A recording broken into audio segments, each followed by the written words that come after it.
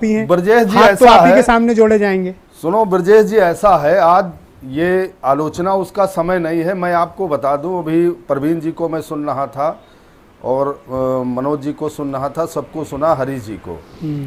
मैं आज आपको बता दूं कि जिस तरीके से व्यापारी 21 दिन में, अर्थशास्त्री 21 दिन में, इसको भाई कोई बुरा मत मानिएगा, हम आपके साथ हैं पूरी तरीके से।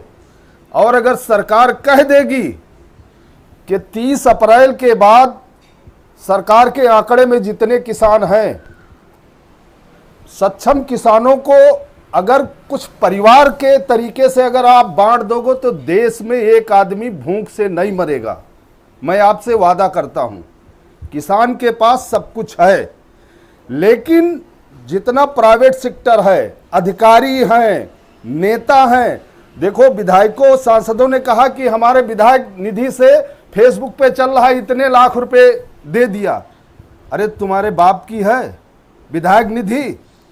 तुमने क्या दिया अपने खेत खरियान से? आज देश को जरूरत है, मैं किसान का बेटा हूं, देश के लिए जो देना पड़ेगा वो किसान देने को तैयार है।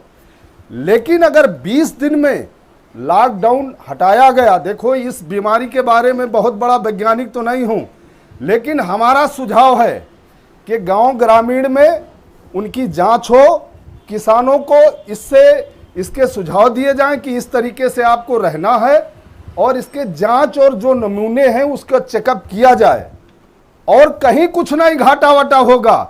अरे हम 70 सालों से घाटा बर्दाश्त कर रहे हैं, 70 साल से, 20 दिन में पूरा देश हाथ फैला रहे हो आप लोग। 70 साल से घाटे की खेती कर रहा हूं, फिर भी नहीं मरा हूं, फिर भी देश के साथ खड़ा हूं। आज चैनल से भारत समाचार के कह रहा हूं कि एक एक किसान देश के साथ खड़ा है, सरकार के साथ खड़ा है। 20 दिन में कौन सी ऐसी बात आ गई? विधायक सांसद कह रहे हैं निधि से दे रहा हूं, क्या दे रहे हो भाई? निधि कहां से आई? जो हमारा टैक्स, जो देश का पैसा आता है, वो निधि तुम्हारी बाप की बपौती हो गई? क्या नाटक बना रखे हैं विधायक सांसद? उन्हीं के लिए सब कुछ, सरकार उनके इशारे पे।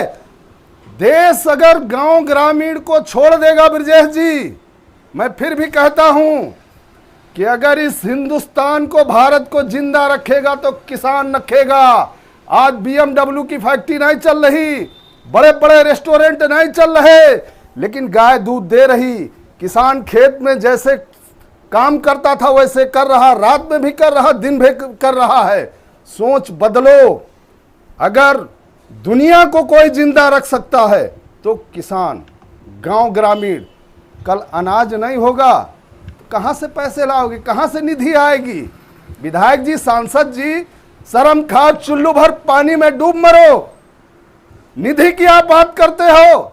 मैं किसान का बेटा हूं, उत्तर प्रदेश और हिंदुस्तान के किसानों की तरफ से। किसान भी एक किसी आदमी को भूख से नहीं मरने देगा।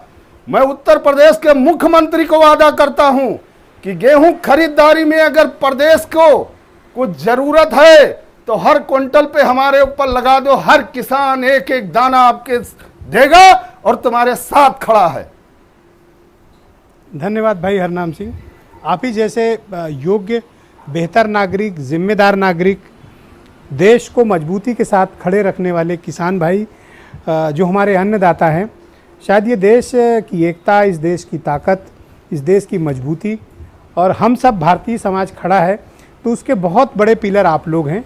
मैं आपको बहुत साधुवाद देता हूँ, बहुत नमन करता हूँ और आपका अभिनंदन करता हूँ कि आप जैसी महान सोच के किसान हमारे देश के साथ इतने व्यापक और मजबूत तरीके से खड़े हैं।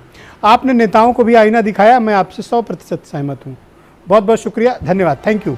आप सभी का बहुत बहुत धन्यवाद इस कार्यक्रम को देखने के लिए, थैंक यू।